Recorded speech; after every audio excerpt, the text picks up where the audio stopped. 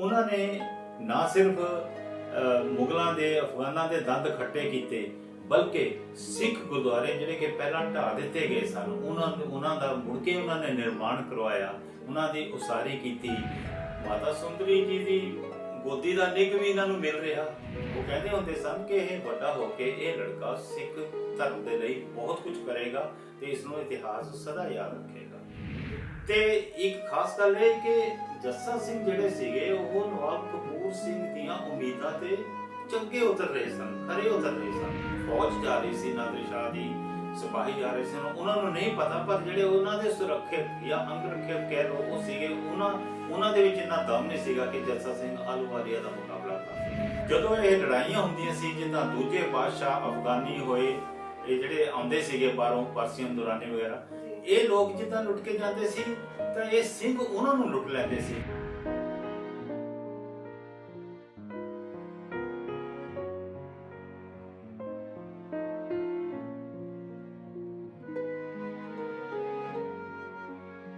ਸਤਿ ਸ਼੍ਰੀ ਅਕਾਲ ਜੀ, ਸਵਾਗਤ ਹੈ ਤੁਹਾਡਾ ਗੋਲਡਨ ਗੁਰਬਾਣੀ ਚੈਨਲ ਦੇ ਪ੍ਰੋਗਰਾਮ ਸਫੇ ਇਤਿਹਾਸ ਦੇ ਵਿੱਚ ਤੇ ਮੈਂ ਹਾਂ ਹਰਮੀਤ ਕੌਰ।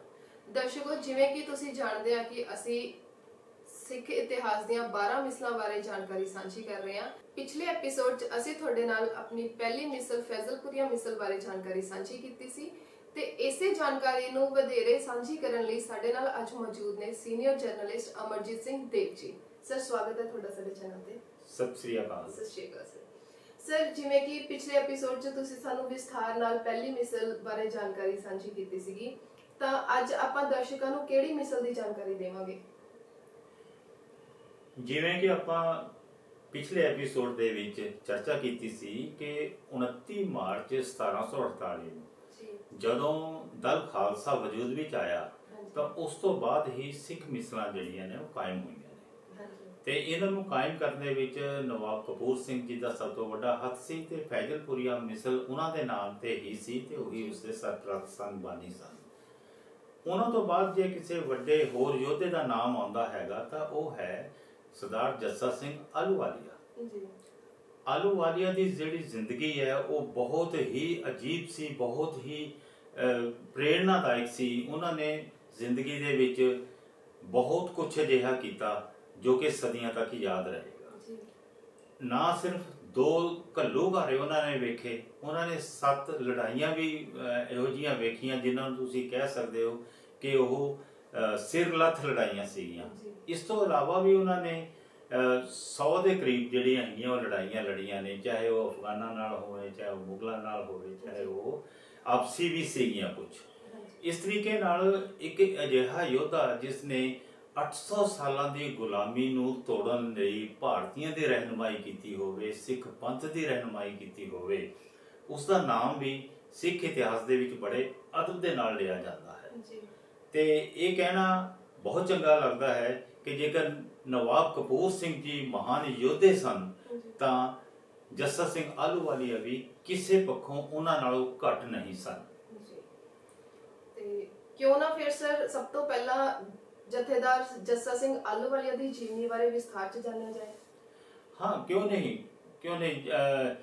ਉਹਨਾਂ ਦੀ ਜੀਵਨੀ ਦੇ ਵਿੱਚ ਦਰਅਸਲ ਉਤਾਰ ਚੜਾਓ ਇੰਨੇ ਜ਼ਿਆਦਾ ਆਏ ਨੇ ਕਿ ਉਹਨਾਂ ਦਾ ਜ਼ਿਕਰ ਕਰਨ ਦੇ ਲਈ ਇੱਕ ਦੋ ਐਪੀਸੋਡ ਕਾਫੀ ਨਹੀਂ ਹਨ, ਉਸ ਦੇ ਲਈ ਬਹੁਤ ਲੰਮਾ ਸਮਾਂ ਚਾਹੀਦਾ ਹੈ। ਪਰ ਫਿਰ ਵੀ ਜੇਕਰ ਅਸੀਂ ਆਮ ਲੋਕਾਂ ਦੀ, ਖਾਸ ਕਰਕੇ ਅਸੀਂ ਸਟੂਡੈਂਟਸ ਦੀ ਜਾਣਕਾਰੀ ਦੇ ਲਈ ਜੇਕਰ ਅਸੀਂ ਉਸ ਨੂੰ ਬੜਾ ਸੰਖੇਪ ਦੇ ਵਿੱਚ ਵੀ ਦੱਸਣ ਚੱਲੀਏ ਤਾਂ ਕੁਝ ਸਮਾਂ ਤਾਂ ਇਸ ਦੇ ਲਈ ਵੀ ਦਰਕਾਰ ਹੈ।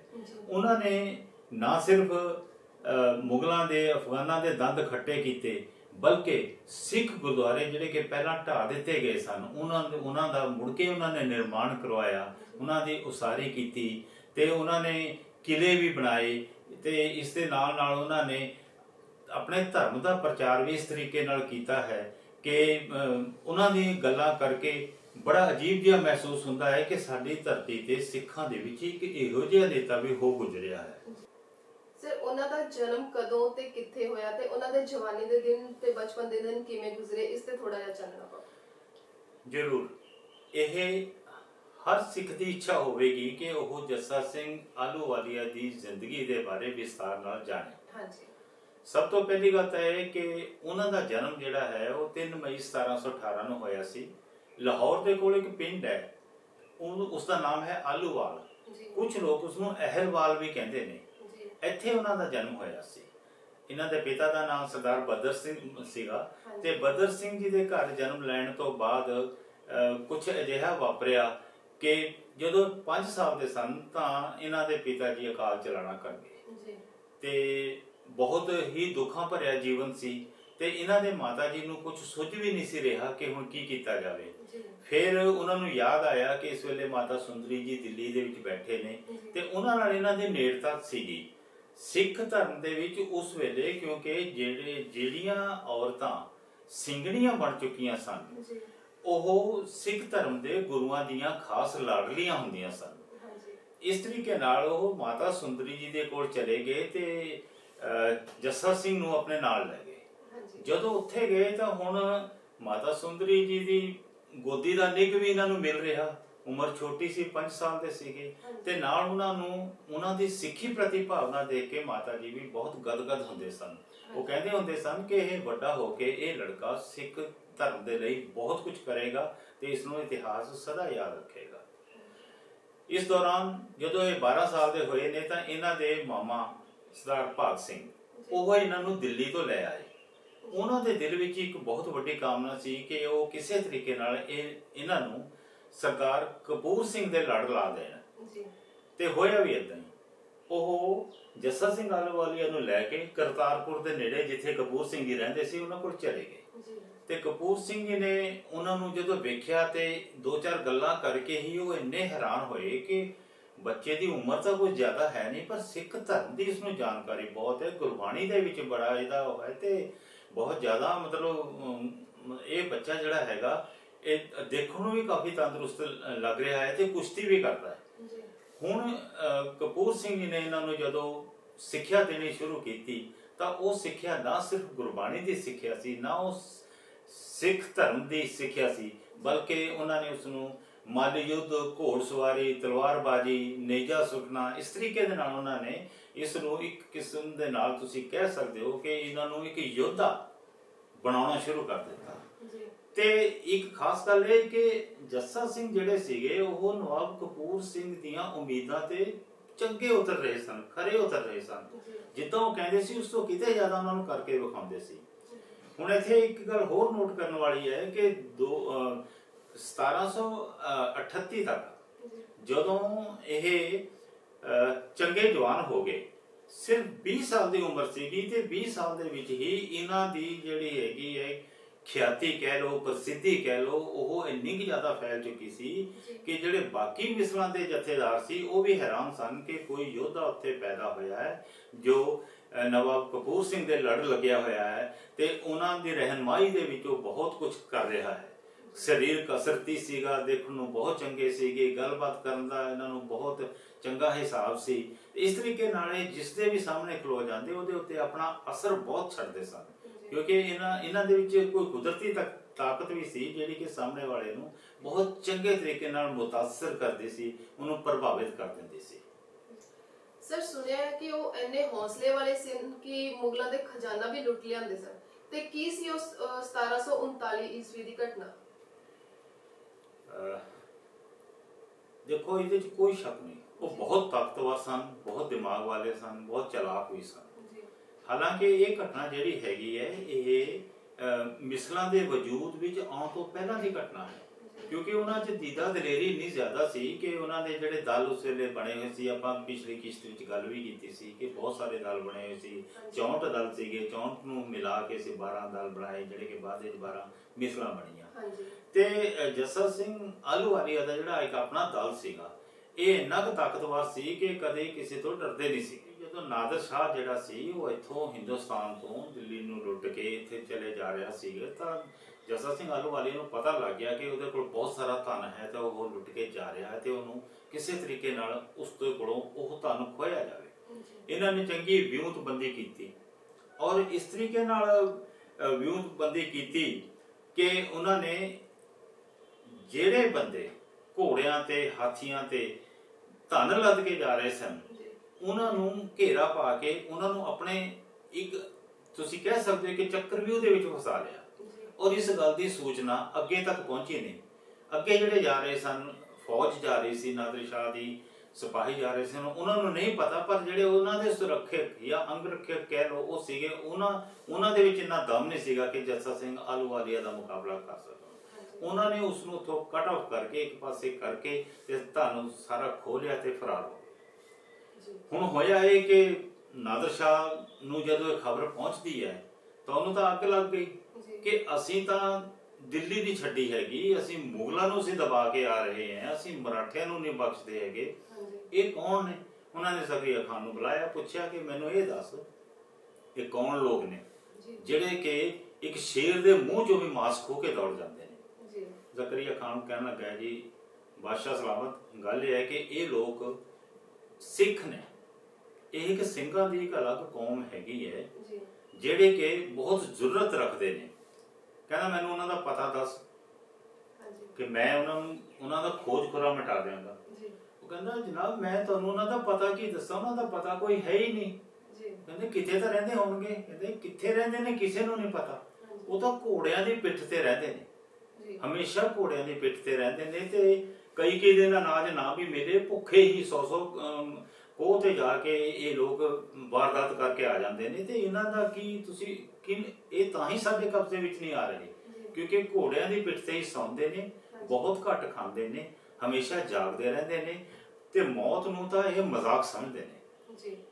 ਜਦੋਂ ਜ਼ਕਰੀਆ ਖਾਨ ਦੇ ਮੂੰਹ ਤੋਂ ਨਾਦਰ ਸ਼ਾਹ ਨੇ ਇਹ ਗੱਲ ਸੁਣੀ ਤਾਂ ਉਹ ਕਹਿਣ ਲੱਗਿਆ, ਕਹਿੰਦਾ ਫਿਰ ਮੇਰੀ ਇੱਕ ਗੱਲ ਸੁਣ ਲੈ, ਜਿੱਦਾਂ ਤੂੰ ਦੱਸ ਰਿਹਾ ਨਾ ਤਾਂ ਕੋਈ ਵਕਤ ਇਹੋ ਜਿਹਾ ਆਏਗਾ ਕਿ ਇਹ ਲੋਕ ਜਿਹੜੇ ਹੈਗੇ ਨੇ ਇਹ ਮੁਲਕ ਦੇ ਮਾਲਕ ਹੋਣਗੇ ਤੇ ਬਹੁਤ ਸਾਰੇ ਲੋਕ ਇਹਨਾਂ ਦੀ ਗੁਲਾਮੀ ਕਰਨਗੇ ਕਿਉਂਕਿ ਇਹਨਾਂ ਦੀ ਜ਼ਰੂਰਤ ਔਰ ਜਜ਼ਬਾ ਜਿਸ ਤਰ੍ਹਾਂ ਤੂੰ ਬਿਆਨ ਕਰ ਰਿਹਾ ਹੈ ਮੈਂ ਤਾਂ ਇਹੋ ਜਿਹਾ ਸ਼ਖਸ ਕਦੀ ਸੁਣਿਆ ਨਹੀਂ। ਉਸ ਤੋਂ ਬਾਅਦ ਕੀ ਹੋਇਆ ਕਿ ਆਹਲੂਵਾਲੀਆ ਨੇ ਜਿਹੜਾ ਉਹ ਖਜ਼ਾਨਾ ਲੁੱਟਿਆ ਸੀ ਤਾਂ ਉਹਨਾਂ ਨੇ ਫਿਰ ਇੱਕ ਕਿਲਾ ਜਿਹੜਾ ਸੀ ਉਹਨਾਂ ਨੇ ਉਸਾਰਿਆ ਹੈਗਾ ਰਾਵੀ ਦੇ ਕੰਢੇ, ਡੱਲੇਵਾਲ ਜਿਹੜਾ ਹੈ ਕਿਲਾ ਹੈ, ਉਹਦੀ ਉਸਾਰੀ ਕੀਤੀ। ਤੇ ਉਸ ਨਾਲ ਦੇ ਨਾਲ ਕੀ ਹੋਇਆ ਕਿ ਥੋੜੀ ਦੇਰ ਇਹ ਸ਼ਾਂਤ ਰਹੇ ਨੇ। ਉਸ ਤੋਂ 4 ਸਾਲ ਬਾਅਦ ਇਨਾਮਾਬਾਦ ਤੋਂ ਲਾਹੌਰ ਨੂੰ ਸਰਕਾਰੀ ਖਜ਼ਾਨਾ ਜਾ ਰਿਹਾ ਸੀ। ਜਦੋਂ ਇਹਨਾਂ ਨੂੰ ਪਤਾ ਚੱਲਿਆ ਕਿ ਇਹ ਖਜ਼ਾਨਾ ਜਾ ਰਿਹਾ ਹੈਗਾ ਤਾਂ ਇਹ ਫਿਰ ਪਿੱਛੇ ਪੈ ਗਏ। ਹੁਣ ਦੇਖੋ ਉਸ ਵੇਲੇ ਜਿਹੜੀ ਵੀ ਫੌਜ ਇਹਨਾਂ ਦੇ ਦਲਾਂ 'ਚ ਕੰਮ ਕਰਦੀ ਸੀ, ਜਿਹੜੇ ਵੀ ਸਿੰਘ ਇਹਨਾਂ ਦੇ ਲਈ ਕੰਮ ਕਰਦੇ ਸੀ, ਉਹਨਾਂ ਦੀ ਆਮਦਨੀ ਦਾ ਕੋਈ ਹੋਰ ਵਸੀਲਾ ਤਾਂ ਇਹੋ ਜਿਹਾ ਹੁੰਦਾ ਨਹੀਂ ਸੀ ਕਿਉਂਕਿ ਟੈਕਸ ਤਾਂ ਲਿਆ ਜਾਵੇ ਜੇਕਰ ਦੇਸ਼ ਦੇ ਵਿੱਚ ਸ਼ਾਂਤੀ ਹੋਵੇ, ਲੋਕਾਂ ਦਾ ਰੁਜ਼ਗਾਰ ਹੋਵੇ ਤਾਂ ਰੁਜ਼ਗਾਰ ਦੇ ਉੱਤੇ ਟੈਕਸ ਦੇਣ। ਪਰ ਜਦੋਂ ਇਹ ਲੜਾਈਆਂ ਹੁੰਦੀਆਂ ਸੀ ਜਿੱਦਾਂ ਦੂਜੇ ਬਾਦਸ਼ਾਹ ਅਫਗਾਨੀ ਹੋਏ, ਇਹ ਜਿਹੜੇ ਆਉਂਦੇ ਸੀਗੇ ਬਾਹਰੋਂ ਪਰਸੀਅਨ ਦੁਰਾਨੀ ਵਗੈਰਾ, ਇਹ ਲੋਕ ਜਿੱਦਾਂ ਲੁੱਟ ਕੇ ਜਾਂਦੇ ਸੀ ਤਾਂ ਇਹ ਸਿੰਘ ਉਹਨਾਂ ਨੂੰ ਲੁੱਟ ਲੈਂਦੇ ਸੀ ਤੇ ਉਹੀ ਪੈਸਾ ਫਿਰ ਆਪਣੇ ਦਲ ਦੇ ਜਿਹੜੇ ਤੁਸੀਂ ਕਹਿ ਸਕਦੇ ਹੋ ਜਿਹੜੇ ਫੌਜ ਸੀਗੀ ਉਹਨਾਂ ਦੇ ਵਿੱਚ ਇਹ ਵੰਡ ਦਿੰਦੇ ਸੀ। ਉਹ ਫਿਰ ਪੈਸਾ ਉਹਨਾਂ ਨੇ ਆਪਣੇ ਲੋਕਾਂ ਦੇ ਵਿੱਚ ਵੰਡ ਦਿੱਤਾ। 1743 ਤੋਂ ਬਾਅਦ ਜਿਸ ਵੇਲੇ ਇਹਨਾਂ ਨੂੰ ਫਿਰ ਥੋੜੀ ਦੇਰ ਠੰਡੇ ਹੋਣ ਦਾ ਮੌਕਾ ਮਿਲਿਆ ਤਾਂ ਇਹਨਾਂ ਨੇ 1746 ਦੇ ਵਿੱਚ ਫਿਰ ਕੀ ਕੀਤਾ ਕਿ ਇਹਨਾਂ ਨੇ ਇੱਕ ਹੋਰ ਖਜ਼ਾਨਾ ਜਿਹੜਾ ਸੀਗਾ ਉਹ ਲੁੱਟਿਆ। ਉਹ ਕਸੂਰ ਦੇ ਵਿੱਚ ਜਾ ਕੇ ਅੱਜ ਕੱਲ੍ਹ ਪਾਕਿਸਤਾਨ 'ਚ ਉਹਨੂੰ ਲੁੱਟਿਆ ਤੇ ਇਸ ਤਰ੍ਹਾਂ ਚੱਲਦੇ ਚੱਲਦੇ 1748 ਆ ਗਿਆ। 1748 ਦੇ ਵਿੱਚ ਤੁਹਾਨੂੰ ਪਹਿਲਾਂ ਹੀ ਦੱਸ ਚੁੱਕੇ ਹਾਂ ਕਿ ਦਲ ਖਾਲਸਾ ਜਿਹੜਾ ਹੈਗਾ ਉਹ ਵਜੂਦ ਵਿੱਚ ਆਇਆ। ਦਲ ਖਾਲਸਾ ਤੋਂ ਬਾਅਦ ਫਿਰ ਇਹਨਾਂ ਨੂੰ ਇੱਕ ਵੱਖਰੀ ਪਛਾਣ ਮਿਲੀ।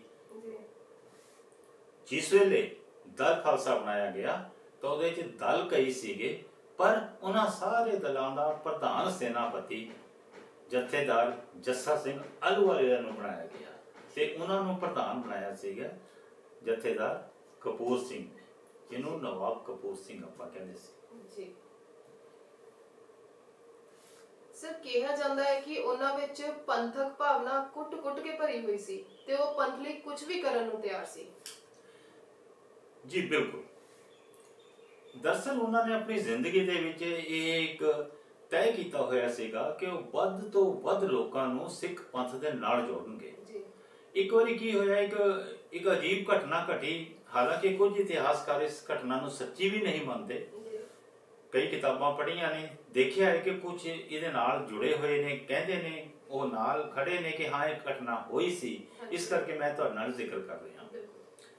ਜੱਸਾ ਸਿੰਘ ਰਾਮਗੜੀਆ ਹਾਂਜੀ ਉਹਦੇ ਪਰਿਵਾਰ ਦੇ ਉੱਤੇ ਇੱਕ ਆਰੋਪ ਲੱਗਿਆ ਸੀ ਕਿ ਉਹਨਾਂ ਨੇ ਕਿਸੇ ਕੁੜੀ ਨੂੰ ਮਾਰ ਦਿੱਤਾ ਸੀ ਜੀ ਤੇ ਉਹਨਾਂ ਨੂੰ ਕੁੜੀ ਮਾਰ ਕਹਿ ਕੇ ਪੰਥ ਵਿੱਚੋਂ ਛੇਕ ਦਿੱਤਾ ਗਿਆ। ਜੀ ਹੁਣ ਰਾਮ ਰੌਣੀ ਦੇ ਕਿਲੇ ਦੇ ਉੱਤੇ ਘੇਰਾ ਪਿਆ ਹੋਇਆ ਹੈ। ਜੀ ਘੇਰਾ ਪਾਇਆ ਹੋਇਆ ਹੈ ਅਦੀਨਾ ਬੇਗ ਨੇ।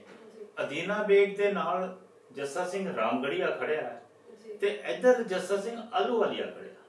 ਜੱਸਾ ਸਿੰਘ ਆਹਲੂਵਾਲੀਆ ਦੇ ਨਾਲ ਕਈ ਜਥੇਦਾਰ ਸੀਗੇ, ਪਰ ਉਹ ਘੇਰਾ ਇਸ ਤਰੀਕੇ ਨਾਲ ਪਾਇਆ ਹੋਇਆ ਸੀਗਾ ਕਿ ਉਹ ਘੇਰਾ ਤਾਂ ਖੈਰ ਟੁੱਟਣ ਦਾ ਨਾਂ ਨਹੀਂ ਸੀ ਲੈ ਰਿਹਾ, ਪਰ ਜਿਹੜਾ ਅੰਦਰ ਜੱਸਾ ਸਿੰਘ ਰਾਮਗੜੀਆ ਬੈਠਾ ਸੀ ਜੀ ਉਹਨੂੰ, ਉਸ ਜਥੇਦਾਰ ਨੂੰ, ਉਹ ਵੀ ਸਿੱਖ ਤਾਂ ਸੀਗਾ, ਹਾਂਜੀ ਉਹਨੂੰ ਲੱਗਿਆ ਕਿ ਮੈਂ ਇਸ ਤਰੀਕੇ ਨਾਲ ਆਪਣੇ ਸਿੱਖਾਂ ਦੇ ਨਾਲ ਗੱਦਾਰੀ ਕਰ ਰਿਹਾ, ਜੀ ਮੈਨੂੰ ਸੱਚੋ ਸਭ ਕੁਝ ਛੱਡ ਕੇ ਸਿੱਖਾਂ ਦੇ ਵਿੱਚ ਚਲੇ ਜਾਣਾ ਚਾਹੀਦਾ। ਜੀ ਇਤਿਹਾਸਕਾਰ ਦੱਸਦੇ ਨੇ ਕਿ ਜੱਸਾ ਸਿੰਘ ਰਾਮਗੜੀਆ ਨੇ ਇੱਕ ਤੀਰ ਦੇ ਵਿੱਚ ਇੱਕ ਚਿੱਠੀ ਲਿਖ ਕੇ ਤੀਰ ਦੇ ਵਿੱਚ ਪਰੋ ਕੇ ਜੀ ਤਾਂ ਅੰਦਰੋਂ ਛੱਡੀ, ਜੀ ਮਤਲਬ ਤੀਰ ਛੱਡਿਆ ਤਾਂ ਉਹ ਤੀਰ ਪਹੁੰਚਿਆ ਜੱਸਾ ਸਿੰਘ ਆਹਲੂਵਾਲੀਆ ਦੇ ਕੋਲ। ਜੀ ਤੇ ਆਹਲੂਵਾਲੀਆ ਨੇ ਜਦੋਂ ਚਿੱਠੀ ਪੜ੍ਹੀ ਹੈ ਤਾਂ ਉਹਦੇ ਚ ਉਹਨਾਂ ਨੇ ਲਿਖਿਆ ਕਿ ਜੇਕਰ ਸਿੱਖ ਧਰਮ, ਸਿੱਖ ਪੰਥ ਜੀ। ਮੈਨੂੰ ਮੁੜ ਕੇ ਆਪਣੇ ਅੰਦਰ ਸ਼ਾਮਲ ਕਰ ਲਵੇ ਤਾਂ ਮੈਂ ਅਦੀਨਾ ਬੇਗ ਦਾ ਸਾਥ ਹੁਣੇ ਛੱਡ ਦਵਾਂਗਾ। ਜੀ ਤੇ ਹੁਣ ਜੱਸਾ ਸਿੰਘ ਆਹਲੂਵਾਲੀਆ ਦਾ ਬਹੁਤ ਤਜਰਬੇਕਾਰ ਸੀ। ਉਹ ਜਿੱਦਾਂ ਕਿ ਆਪਾਂ ਗੱਲ ਕਰ ਹੀ ਰਹੇ ਹਾਂ ਕਿ ਉਹਨਾਂ ਨੇ ਸਿੱਖ ਧਰਮ ਦੇ ਨਾਲ ਹਰ ਇੱਕ ਨੂੰ ਜੋੜਨ ਦੀ ਕੋਸ਼ਿਸ਼ ਕਰਦੇ ਸੀ। ਬਿਲਕੁਲ ਫਿਰ ਉਹਨਾਂ ਨੇ ਸੋਚਿਆ ਕਿ ਕਿਉਂ ਨਾ ਰਾਮਗੜੀਆ ਨੂੰ ਮਾਫ ਕੀਤਾ ਜਾਵੇ। ਜੀ ਉਹਨਾਂ ਨੇ ਜਿਹੜੇ ਨਾਲ ਹੋਰ ਜਥੇਦਾਰ ਸੀਗੇ ਉਹਨਾਂ ਦੇ ਨਾਲ ਸਲਾਹ ਮਸ਼ਵਰਾ ਕੀਤਾ ਕਿ ਇਹ ਸਹੀ ਮੌਕਾ ਹੈ। ਪਰ ਫਿਰ ਉਹੀ ਹੋਇਆ, ਇਧਰੋਂ ਇਹਨਾਂ ਨੇ ਸੁਨੇਹਾ ਭੇਜਿਆ ਕਿ ਤੁਸੀਂ ਮੁੱਢੋਂ ਹੀ ਸਿੱਖ ਹੋ, ਤੁਸੀਂ ਪਹਿਲਾਂ ਵੀ ਸਿੱਖ ਸੀ ਤੇ ਤੁਸੀਂ ਅੱਜ ਵੀ ਗੁਰੂ ਕੇ ਸਿੱਖ ਹੋ, ਜੀ। ਇਸ ਲਈ ਸਿੱਖ ਧਰਮ ਦੇ ਵਿੱਚ ਤੁਸੀਂ ਦੁਬਾਰਾ ਵਾਪਸ ਆ ਜਾਓ, ਤੁਹਾਡਾ ਸਵਾਗਤ ਕੀਤਾ ਜਾਏਗਾ। ਤੇ ਜੱਸਾ ਸਿੰਘ ਰਾਮਗੜੀਆ ਅਦੀਨਾ ਬੇਗ ਦਾ ਸਾਥ ਛੱਡ ਕੇ ਜਿੱਦਾਂ ਹੀ ਉਹਨਾਂ ਦੇ ਕੋਲ ਆਇਆ ਹੈ ਤੇ ਉਹ ਕਿਲਾ ਜਿਹੜਾ ਸੀਗਾ ਉਹ ਅਦੀਨਾ ਬੇਗ ਦੇ ਕਬਜ਼ੇ ਵਿੱਚ ਨਹੀਂ ਰਿਹਾ ਤੇ ਰਾਮ ਰੌਣੀ ਦਾ ਕਿਲਾ ਜਿਹੜਾ ਸੀਗਾ ਇਹਨਾਂ ਦੇ ਹੱਥ ਦੇ ਵਿੱਚ ਆ ਗਿਆ। ਸਰ, ਮੀਰ ਮੰਨੂ ਦੇ ਸ਼ਾਸਨਕਾਲ ਦੌਰਾਨ ਸਿੱਖਾਂ ਤੇ ਬਹੁਤ ਕਹਿਰ ਹੋਇਆ ਸੀ ਤੇ ਉਸ ਦੌਰਾਨ ਸਰਦਾਰ ਜੱਸਾ ਸਿੰਘ ਆਹਲੂਵਾਲੀਆ ਦਾ ਕੀ ਰੋਲ ਰਿਹਾ? ਦਰਅਸਲ ਉਹ ਸਮਾਂ ਸੀ ਜਦੋਂ ਕਿ ਅਫਗਾਨ ਅਤੇ ਮੁਗਲ ਜੀ ਸਿੱਖਾਂ ਨੂੰ ਨੇਸਤੋ ਨਾਬੂਦ ਕਰਤੇ ਤੁਲੇ ਹੋਏ ਸੀ। ਜੀ ਮੋਇਨ ਖਾਨ ਜਿਹੜਾ ਸੀਗਾ, ਜਿਸ ਨੂੰ ਆਪਾਂ ਮੀਰ ਮੰਨੂ ਵੀ ਕਹਿੰਦੇ ਹਾਂ, ਜੀ ਇਹਨੇ ਤਾਂ ਸਹੁੰ ਖਾਧੀ ਹੋਈ ਸੀਗੀ ਕਿ ਮੈਂ ਜ਼ਿੰਦਗੀ 'ਚ ਜਿੰਨੇ ਵੀ ਸਿੱਖਾਂ ਦਾ ਕਤਲ ਕਰ ਸਕਿਆ ਕਰਕੇ ਹੀ ਹਟਾਂਗਾ। ਅੱਛਾ ਜੀ ਤੇ ਉਹੀ ਸਮਾਂ ਸੀ ਜਦੋਂ ਸਿਰਾਂ ਦੇ ਮੁੱਲ ਵੀ ਰੱਖਦੇ ਹੁੰਦੇ ਸੀਗੇ ਕਿ ਤੁਸੀਂ ਸਿੱਖ ਨੂੰ ਮਾਰ ਕੇ ਉਹਦਾ ਨੇਜੇ ਦੇ ਉੱਤੇ, ਭਾਲੇ ਦੇ ਉੱਤੇ ਸਿਰ ਟੰਗ ਕੇ ਲੈ ਆਓ ਤਾਂ ਮੇਰੇ ਤੋਂ ਪੈਸੇ ਲੈ ਜਾਓ। ਜੀ ਇਸ ਤਰ੍ਹਾਂ ਚੱਲ ਰਿਹਾ ਸੀਗਾ। ਤੇ ਇਹ ਉਹੀ ਸਮਾਂ ਹੈ ਕਿ ਜਦੋਂ ਜੱਸਾ ਸਿੰਘ ਆਹਲੂਵਾਲੀਆ ਜਿਹੜਾ ਸੀ, ਜਦੋਂ ਇਹਨਾਂ ਦੇ ਨਾਲ ਟੱਕਰ ਲੈ ਰਹੇ ਸਨ ਤਾਂ ਉਹਨਾਂ ਨੇ ਇਹ ਕਿਹਾ ਸੀਗਾ, ਉਸ ਵੇਲੇ ਤੇ ਸਿੱਖ ਕਹਿੰਦੇ ਸਨ ਜੀ ਕਿ ਮੰਨੂ ਸਾਡੀ ਦਾਤਰੀ ਤੇ ਅਸੀਂ ਮੰਨੂ ਦੇ ਸੋਏ, ਮੰਨੂ ਸਾਡੀ ਦਾਤਰੀ ਤੇ ਅਸੀਂ ਮੰਨੂ ਦੇ ਸੋਏ, ਜਿਉਂ-ਜਿਉਂ ਮੰਨੂ ਵੱਢਦਾ ਅਸੀਂ ਦੂਣ ਸਵਾਏ ਹੋਏ। ਜੀ ਉਹ ਕਹਿੰਦੇ ਸੀ ਕਿ ਮੰਨੂ ਸਾਨੂੰ ਕਿੰਨਾ ਕੁ ਵੱਢੇਗਾ, ਇੱਕ ਵਾਰੀ ਵੱਢ ਦੇਗਾ ਤਾਂ ਸੋਏ ਵਾਂਗੂ ਅਸੀਂ ਹੋਰ ਜ਼ਿਆਦਾ ਫੈਲਾਂਗੇ। ਜੀ ਤੇ ਇਸ ਤਰੀਕੇ ਨਾਲ ਉਹਨਾਂ ਨੇ ਬਹੁਤ ਜ਼ਿਆਦਾ ਲੋਹਾ ਲਿਆ। ਜੀ ਤੇ ਕਿਉਂਕਿ ਮੀਰ ਮੰਨੂ 5 ਸਾਲ ਤੱਕ 1748 ਤੋਂ ਲੈ ਕੇ ਤੇ 1753 ਤੱਕ ਗਵਰਨਰ ਰਿਹਾ, ਸੂਬੇਦਾਰ ਰਿਹਾ। ਜੀ ਤੇ ਉਹਨੇ ਇਸ ਦੌਰਾਨ ਇੰਨਾ ਕੁ ਜ਼ਿਆਦਾ ਸਿੱਖਾਂ ਦਾ ਨੁਕਸਾਨ ਕੀਤਾ ਜਿਸ ਦੀ ਗਿਣਤੀ, ਜਿਸ ਦਾ ਵਰਣਨ ਕਰਨਾ ਵੀ ਸੌਖਾ ਨਹੀਂ ਹੈ। ਤੇ ਉਸ ਦੌਰਾਨ ਕੀ ਹੋਇਆ ਕਿ 1753 ਦੇ ਵਿੱਚ ਜਦੋਂ ਨਵਾਬ ਕਪੂਰ ਸਿੰਘ ਜਿਹੜੇ ਸੀ ਉਹ ਅਕਾਲ ਚਲਾਣਾ ਕਰ ਗਏ ਤਾਂ ਉਸ ਤੋਂ ਬਾਅਦ ਸਰਦਾਰੀ ਜਿਹੜੀ ਸੀ ਜੱਸਾ ਸਿੰਘ ਆਹਲੂਵਾਲੀਆ ਦੇ ਹੱਥ ਦੇ ਵਿੱਚ ਪੂਰੀ ਤਰ੍ਹਾਂ ਆ ਚੁੱਕੀ ਸੀ। ਜੀ ਇਸ ਤਰੀਕੇ ਨਾਲ ਅੱਗੇ ਵਧਦੇ ਹੋਏ ਜੱਸਾ ਸਿੰਘ ਆਹਲੂਵਾਲੀਆ ਨੇ ਜਦੋਂ ਵੀ ਮੌਕਾ ਮਿਲਿਆ ਉਹ ਮੁਗਲਾਂ ਨਾਲ, ਅਫਗਾਨਾਂ ਨਾਲ ਜਿੱਥੇ ਵੀ ਦਿਲ ਕਰਦਾ ਸੀ ਉਹ ਟੱਕਰ ਲੈ ਲੈਂਦੇ ਸੀ ਤੇ ਉਹਨਾਂ ਦੇ ਜਿੱਤੇ ਹੋਏ ਇਲਾਕਿਆਂ ਨੂੰ ਆਪਣੇ ਇਲਾਕਿਆਂ ਦੇ ਵਿੱਚ ਸ਼ਾਮਲ ਕਰ ਲੈਂਦੇ ਸੀ।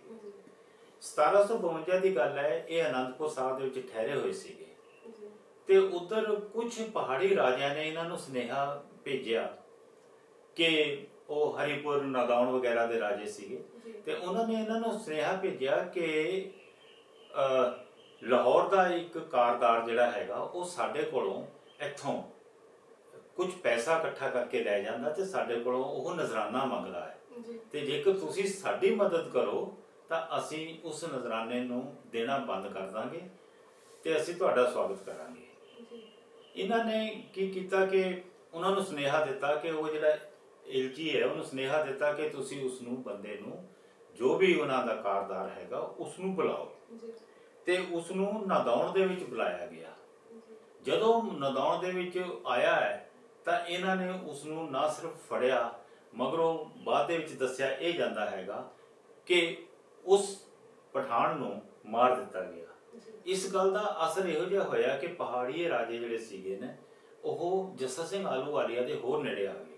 ਉਹਨਾਂ ਨੂੰ ਪਤਾ ਲੱਗ ਗਿਆ ਕਿ ਇਹੋ ਸ਼ਖਸ ਹੈ ਜਿਹੜਾ ਕਿ ਦੂਜਿਆਂ ਦੇ ਨਾਲ ਜਿਹੜੇ ਬਾਹਰੋਂ ਆ ਕੇ ਸਾਡੇ ਦੇਸ਼ਾਂ ਤੇ ਹਮਲਾ ਕਰਦੇ ਨੇ ਉਹਨਾਂ ਨਾਲ ਟੱਕਰ ਲੈਣ ਦਾ ਜੇਕਰ ਮਾਦਾ ਕਿਸੇ ਵਿੱਚ ਹੈ ਤਾਂ ਜੱਸਾ ਸਿੰਘ ਆਹਲੂਵਾਲੀਆ ਹੈ।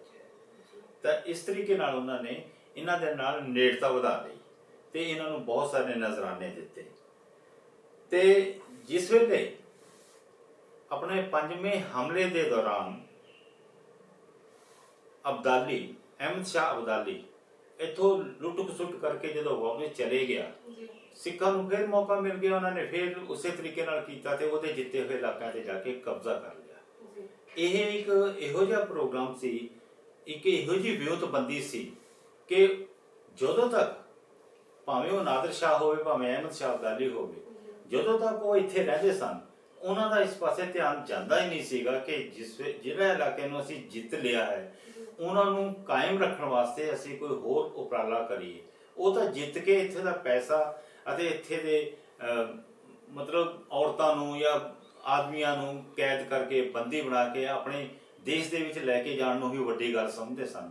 ਪਰ ਸਿੱਖ ਹਮੇਸ਼ਾ ਇਸ ਤਾੜ ਵਿੱਚ ਰਹਿੰਦੇ ਸਨ ਕਿ ਕਦੋਂ ਉਹ ਇੱਥੋਂ ਉਹ ਖਿਸਕਣ ਤੇ ਕਦੋਂ ਅਸੀਂ ਉਹਨਾਂ ਦੇ ਇਲਾਕਿਆਂ ਦੇ ਉੱਤੇ ਜਾ ਕੇ ਦੁਬਾਰਾ ਕਬਜ਼ਾ ਕਰੀਏ। ਸਰ, ਸੁਣਿਆ ਹੈ ਕਿ 1761 ਈਸਵੀ ਦੇ ਵਿੱਚ ਦੋ ਵੱਡੀਆਂ ਘਟਨਾਵਾਂ ਵਾਪਰੀਆਂ। ਕੀ ਸਨ ਉਹ ਘਟਨਾਵਾਂ? 1761 ਦੀਆਂ ਇਹਨਾਂ ਦੋਵਾਂ ਘਟਨਾਵਾਂ ਦਾ ਜੱਸਾ ਸਿੰਘ ਆਹਲੂਵਾਲੀਆ ਦੀ ਜ਼ਿੰਦਗੀ ਵਿੱਚ ਅਤੇ ਸਿੱਖ ਇਤਿਹਾਸ ਦੇ ਵਿੱਚ ਬਹੁਤ ਵੱਡਾ ਥਾਂ ਹੈ ਜੀ। ਇਹ ਘਟਨਾਵਾਂ ਜਿਹੜੀਆਂ ਸਨ ਉਹ ਸਿੱਖ ਧਰਮ ਨੂੰ ਇੱਕ ਨਵਾਂ ਮੋੜ ਦੇਣ ਵਾਲੀਆਂ ਸਨ। ਪਹਿਲੀ ਘਟਨਾ ਤਾਂ 10 ਅਪ੍ਰੈਲ 1761 ਦੀ ਹੈ, ਜਦੋਂ ਕਿ ਅਬਦਾਲੀ ਜਿਹੜਾ ਸੀਗਾ ਇੱਥੋਂ ਲੁੱਟ ਖਸੁੱਟ ਕਰਕੇ ਦਿੱਲੀ ਦੇ ਤਖਤ ਨੂੰ ਹਿਲਾ ਕੇ ਮੁਗਲਾਂ ਨੂੰ ਦਬਾ ਕੇ ਤਾਂ ਵਾਪਸ ਜਾ ਰਿਹਾ ਸੀਗਾ। 10 ਅਪ੍ਰੈਲ 1761 ਦਾ ਅਸੀਂ ਜ਼ਿਕਰ ਕਰ ਰਹੇ ਸੀ, ਜਿਸ ਵੇਲੇ ਅਹਿਮਦ ਸ਼ਾਹ ਅਬਦਾਲੀ ਇੱਥੋਂ ਜੇਤੂ ਹੋ ਕੇ ਦਿੱਲੀ ਦੀ ਸਲਤਨਤ ਨੂੰ ਹਿਲਾ ਕੇ ਤੇ ਬਹੁਤ ਸਾਰਾ ਮਾਲ ਅਸਬਾਬ ਲੁੱਟ ਕੇ ਵਾਪਸ ਕਾਬਲ ਨੂੰ ਜਾ ਰਿਹਾ ਹੈ ਤੇ ਉਸ ਦੇ ਬਾਰੇ ਪਤਾ ਲੱਗ ਗਿਆ ਜੱਸਾ ਸਿੰਘ ਆਹਲੂਵਾਲੀਆ ਨੂੰ। ਤੇ ਉਹਨਾਂ ਨੇ ਬਿਆਸਾ ਨੂੰ ਪਾਰ ਕਰਕੇ ਗੋਇੰਦਵਾਲ ਦੇ ਕੋਲ ਜਾ ਕੇ ਉਹਨਾਂ ਨੇ ਫੌਜ ਦਾ ਜਿਹੜਾ ਪਿਛਲਾ ਹਿੱਸਾ ਸੀ ਜਿੱਥੇ ਕਿ ਗੁਲਾਮ ਬਣਾ ਕੇ ਲੈ ਕੇ ਲਿਜਾਈਆਂ ਜਾ ਰਹੀਆਂ ਲੜਕੀਆਂ ਲੜਕੇ ਆਦਮੀ, ਤੇ ਉੱਥੇ ਉਹਨਾਂ ਨੇ ਧਾਵਾ ਬੋਲਿਆ। ਤੇ ਉਹ ਧਾਵਾ ਕੁਝ ਇਸ ਤਰੀਕੇ ਨਾਲ ਬੋਲਿਆ ਕਿ ਉਹਨਾਂ ਨੇ ਕੁੱਲ ਗਿਣਤੀ ਦੱਸੀ ਜਾਂਦੀ ਹੈ ਕਿ 2200 ਦੇ ਕਰੀਬ ਉਹ ਹਿੰਦੂ ਔਰਤਾਂ ਸਨ ਜਿਹੜੀਆਂ ਕਿ ਉੱਥੇ ਉਹਨਾਂ ਨੇ ਉਹਨਾਂ ਕੋਲੋਂ ਛੁਡਵਾ ਲਈਆਂ ਤੇ ਉਹਨਾਂ ਨੂੰ ਛੁਡਾ ਕੇ ਉਹਨਾਂ ਦੇ ਘਰੋਂ ਘਰੇ ਵਾਪਸ ਭੇਜ ਦਿੱਤਾ। ਜਿੱਦਾਂ ਕਿ ਮੈਂ ਪਹਿਲਾਂ ਜ਼ਿਕਰ ਕੀਤਾ ਸੀ ਕਿ ਇਹਨਾਂ ਘਟਨਾਵਾਂ ਦਾ ਸਿੱਖ ਧਰਮ ਦੇ ਵਿੱਚ ਸਿੱਖ ਇਤਿਹਾਸ ਦੇ ਵਿੱਚ ਬਹੁਤ ਵੱਡਾ ਰੋਲ ਰਿਹਾ ਹੈ। ਪਹਿਲੀ ਗੱਲ ਤਾਂ ਇਹ ਕਿ ਬਹੁਤ ਸਾਰੇ ਲੋਕ ਸਵਾਲ ਕਰਦੇ ਨੇ ਕਿ ਜਿਹੜੀਆਂ ਇੰਨੀਆਂ ਔਰਤਾਂ ਵੀ ਸੀਗੀਆਂ ਤੇ ਉਹਨਾਂ ਵਿੱਚ ਕੀ ਕੋਈ ਸਿੱਖ ਔਰਤ ਨਹੀਂ ਸੀ। ਅਸੀਂ ਬਿਲਕੁਲ ਇਹਨੂੰ ਸਾਫ਼ ਕਰ ਦਈਏ ਕਿ ਸਿੱਖ ਔਰਤਾਂ ਉਸ ਵੇਲੇ ਹੁੰਦੀਆਂ ਕਿੱਥੇ ਸੀ। ਜਿਹੜੀਆਂ ਸੀਗੀਆਂ ਵਿਰਾਂਗਣਾ ਸੀਗੀਆਂ ਉਹ ਘੋੜਿਆਂ ਦੇ ਉੱਤੇ ਹੀ ਰਹਿੰਦੀਆਂ ਸੀਗੀਆਂ। ਉਹਨਾਂ ਨੂੰ ਫੜਨਾ ਤਾਂ ਕੀ ਜਾਂ ਤਾਂ ਮਰ ਜਾਂਦੀਆਂ ਸੀਗੀਆਂ ਜਾਂ ਫਿਰ ਉਹ ਉੱਥੋਂ ਫਰਾਰ ਹੋ ਜਾਂਦੀਆਂ ਸੀ, ਨਿਕਲ ਜਾਂਦੀਆਂ ਸੀ ਉਹਨਾਂ ਦੇ ਹੱਥਾਂ ਤੋਂ। ਪਰ ਜਿਹੜੇ ਪਿੰਡ ਵਸਦੇ ਸੀਗੇ ਉਹਨਾਂ ਪਿੰਡਾਂ ਦੇ ਵਿੱਚ ਵਸੇਬਾ ਜਿਹੜਾ ਨਾ ਹਿੰਦੂਆਂ ਦਾ ਜ਼ਿਆਦਾ ਹੁੰਦਾ ਸੀ। ਸਿੱਖਾਂ ਦਾ ਤਾਂ ਵਸੇਬਾ ਕੋਈ ਹੈ ਨਹੀਂ ਸੀ, ਜੰਗਲਾਂ 'ਚ ਰਹਿਣ ਵਾਲੇ ਲੋਕ ਹੁੰਦੇ ਸੀਗੇ, ਬਹੁਤ ਘੱਟ ਰਹਿੰਦੇ ਸੀਗੇ। ਇਸ ਤਰੀਕੇ ਨਾਲ ਕੀ ਹੋਇਆ ਕਿ ਜਦੋਂ ਉਹ ਲੜਕੀਆਂ ਛੁਡਾ ਕੇ ਉਹਨਾਂ ਦੇ ਘਰੋਂ ਘਰੇ ਵਾਪਸ ਭੇਜੀਆਂ ਗਈਆਂ ਤਾਂ ਜੱਸਾ ਸਿੰਘ ਆਹਲੂਵਾਲੀਆ ਦੀ ਪ੍ਰਸਿੱਧੀ ਜਿਹੜੀ ਹੈ ਨਾ ਚਾਰੇ ਪਾਸੇ ਫੈਲ ਗਈ। ਹਰ ਇੱਕ ਨੂੰ ਇਹ ਲੱਗਿਆ ਕਿ ਇਹ ਸ਼ਖਸ ਕਿੱਦਾਂ ਦਾ ਹੈ ਜਿਹੜਾ ਕਿ ਪਹਿਲੀ ਗੱਲ ਤਾਂ ਕਿ ਇੰਨਾ ਨਿਰਭੈ ਹੈਗਾ, ਇੰਨਾ ਨਿਡਰ ਹੈਗਾ ਕਿ ਇਹ ਅਹਿਮਦ ਸ਼ਾਹ ਅਬਦਾਲੀ ਦੀ ਫੌਜ ਦੇ ਨਾਲ ਟੱਕਰ ਲੈ ਲੈਂਦਾ। ਤੇ ਦੂਜੇ ਪਾਸੇ ਇਸ ਨੂੰ ਇਹ ਦੇਖੋ ਕਿ ਇਸ ਦੇ ਮਨ ਦੇ ਵਿੱਚ ਕੋਈ ਸਵਾਰਥ ਨਹੀਂ ਹੈ। ਇਹਨੇ ਕਦੇ ਸੋਚਿਆ ਨਹੀਂ ਕਿ ਮੈਂ ਛੁਡਾਣ ਕਿਹਨੂੰ ਜਾ ਰਿਹਾ। ਇਸ ਤਰੀਕੇ ਨਾਲ ਉਹ ਜਿਹੜੀ ਘਟਨਾ ਸੀ ਉਸ ਦਾ ਬਹੁਤ ਵੱਡਾ ਅਸਰ ਹੋਇਆ ਤੇ ਲੋਕਾਂ ਦੇ ਵਿੱਚ ਸਿੱਖ ਪੰਥ ਬਾਰੇ ਇੱਕ ਬਹੁਤ ਅੱਛਾ ਸੁਨੇਹਾ ਚਲੇ ਗਿਆ। ਹੁਣ ਅਬਦਾਲੀ ਜਿਹੜਾ ਸੀਗਾ ਉਹ ਕਾਬਲ ਨੂੰ ਚਲੇ ਗਿਆ, ਵਾਪਸ ਤਾਂ ਚਲੇ ਗਿਆ, ਪਰ ਉਸਦੇ ਪਿੱਛੋਂ ਕੀ ਸੀਗਾ ਕਿ ਲਾਹੌਰ ਦਾ ਜਿਹੜਾ ਹਾਕਮ ਸੀਗਾ, ਇਹ ਹਾਕਮ ਉਹਨਾਂ ਦਾ ਅਫਗਾਨੀਆਂ ਦਾ, ਯਾਨੀ ਤੁਸੀਂ ਕਹਿ ਸਕਦੇ ਹੋ ਕਿ ਅਹਿਮਦ ਸ਼ਾਹ ਅਬਦਾਲੀ ਦਾ ਥਾਪਿਆ ਹੋਇਆ ਸੀ। ਉਹਨੇ ਕੀ ਕੀਤਾ, ਉਹਨੇ ਇਹ ਸੋਚਿਆ ਕਿ ਹੁਣ ਤਾਂ ਸਿੱਖ ਦਬੇ ਹੋਏ ਨੇ ਤੇ ਰਾਜਾ ਜਿਹੜਾ ਹੈ ਬਾਦਸ਼ਾਹ ਤਾਜ਼ਾ ਕਾਬਲ ਨੂੰ ਗਿਆ ਹੈ, ਤਾਂ ਅਸੀਂ ਕਿਉਂ ਨਾ ਕੁਝ ਇੱਥੇ ਕੁਝ ਕਰਕੇ ਦਿਖਾਈਏ। ਤਾਂ ਉਸਨੇ ਕੀ ਕੀਤਾ ਕਿ ਗੁਜਰਾਂਵਾਲਾ ਦੇ ਉੱਤੇ ਹਮਲਾ ਕਰ ਦਿੱਤਾ।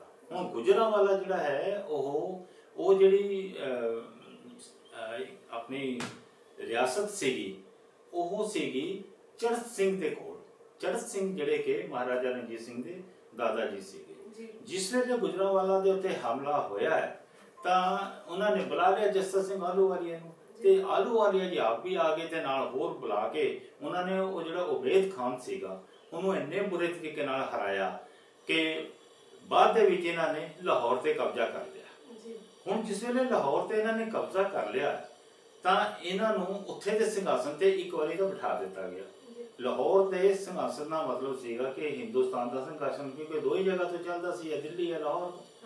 ਤਾਂ ਹੁਣ ਉਹਨਾਂ ਨੇ ਜਦੋਂ ਇਸ ਨੂੰ ਸਿੰਘਾਸਨ ਤੇ ਬਿਠਾਇਆ ਤੇ ਜੱਸਾ ਸਿੰਘ ਆਹਲੂਵਾਲੀਆ ਨੂੰ ਸੁਲਤਾਨ ਉਲ ਕੌਮ ਦੀ ਉਪਾਧੀ ਦੇ ਦਿੱਤੀ।